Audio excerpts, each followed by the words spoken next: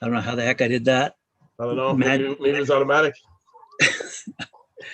it's getting to know me by now. Yeah, it Anyway, doesn't happen. welcome once again to another edition, another episode Knuckle up. of Knuckle Up. Here we go. Yeah, man. Yeah, let's get right into it. It's toe to Today, toe, baby. I want to talk about Manny Pacquiao. Just named greatest boxer of the 21st century. Just beating out Floyd Mayweather. What a great accomplishment. And he's coming to his end of his career. It's looking like, as you start getting these great accomplishments. Which brings up the next guy I want to talk about, who is Eumir Marcial, the next great boxer to come out of the Philippines. They're calling him the next Manny. He just made his pro debut December 16th against, I believe it is Andrew Whitaker. You can find that match on YouTube. Check it out. They're calling this guy the next Manny. He's very exciting to watch, just like Pacquiao was. He's got knockout power too. He's going to be a force to be reckoned with in this middleweight division. So definitely a guy to check out. I believe he's competing in Tokyo for the boxing as well, and I think he's going to be the front runner to win it all for his division. So definitely check this guy out. I don't know if I'm pronouncing his name right. It's Eumir, Eumir Marcial. Is he a welterweight? No, he's middleweight. Yeah, he's awesome to watch, man. He's I believe he's 67-17 his amateur career. Just made his pro debut. It's a 4-rounder. I only caught half of it. I didn't know he was going to be hitting that fight this year. Actually, I didn't think he was going to go pro until next year, but looks like he's done it. Broken ground. Right on. So we'll add that to our list of up and comers. Definitely watch. Believe me, you won't be disappointed. I like the exciting fighters, man. So you can always win with with the guys I tell you to watch. Well, there has to be an interesting correlation, and I'm generalizing here with respect to the Philippines, but huge population base. Not much of it would be financially secure. Therefore, a lot of young men and women fighting from the ground level up. They live in those gyms, man. They live there. They eat, sleep, and breathe fighting. That's why they make these machines, man. Like, these guys are so dedicated. True soldiers of the sport. That's it, man. They're the warriors. They are. A lot of them are considered the gatekeepers of their divisions.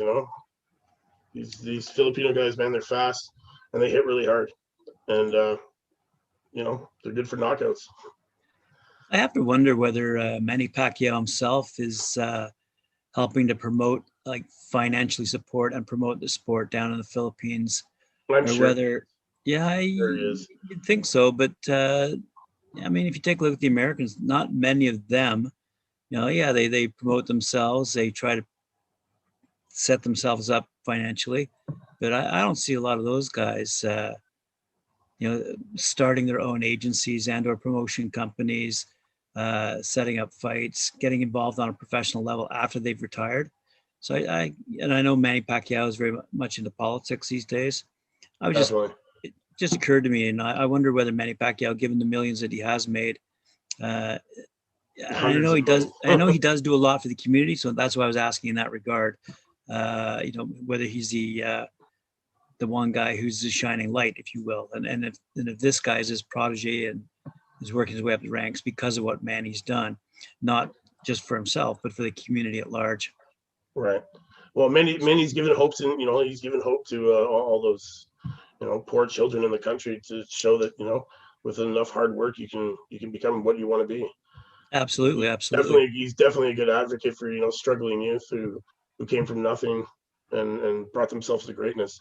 There's a couple of Japanese fighters I've got my eye on as well, and I believe they're actually fighting in Japan. It's either this weekend or next. So it looks like Japan's churning out some pretty good fighters as well. So Asia might be a place to keep our eye on for up and comers in the future, not just in the Americas, both North and Definitely. South and Central. But Germany and Russia too are, they're putting out some pretty good prospects. they are. Was it you who We'll was start telling me that the influx of the former what do they call it, former communist bloc countries of Eastern Europe, a lot of those fellows migrating to Germany and having access to top suite facilities are taking advantage of in a good way. Yes, Uh, definitely. the German. That's why we see a lot of really good. How do I say this? I'm going to say immigrants to Germany, new immigrants to Germany, doing so well as German boxers with how do I say this? Non-German sounding names.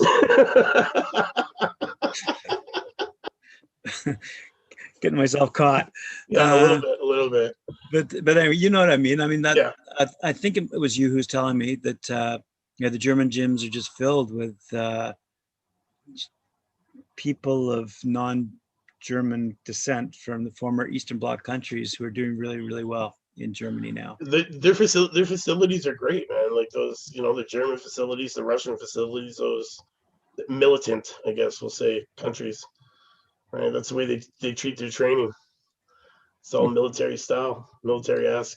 I believe like Germany and Russia have their own kind of style of boxing anyway. It's not that European, it's not the American style. They've got their own, and they produce some amazing guys. And definitely in the weeks to come on this show, I'm going to cover the up and comers out of these countries. That's awesome. Because they've got soccer and handball as their options in terms of professional sports. So, I don't know where boxing fits in the top 10. I don't know. Thank God we're not doing talking handball.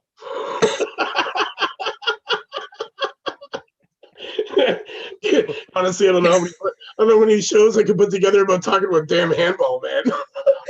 Right on. And on that note, on that note, yeah, knuckle up. That's it, man. That's great. That's fantastic. Jab that like, hit subscribe, guys, and always comments. And a reminder to our viewership that tomorrow at 4 p.m. Eastern Standard Time, Scarlett Delgado will be joining us. Yes. Fighting out of Canada. And like I said, my first question has to be, is she any relation to Carlos Delgado, the famous baseball player? Well, I guess we'll find out. I guess we'll find out. That's it. That's good. Right on. Well, thanks very much, Mike. Appreciate that information. Go Philippines. Yes. Go Philippines. Like to hear about the up and comers rather than the same old, same old. Yeah. And I guess we'll see you tomorrow. Yeah, definitely 4 o'clock. Don't forget, guys. 4 o'clock. Knuckle up. Knuckle up. Like, subscribe, and share. That's it. Thank you. Have a good night. Handball. Woo! Handball.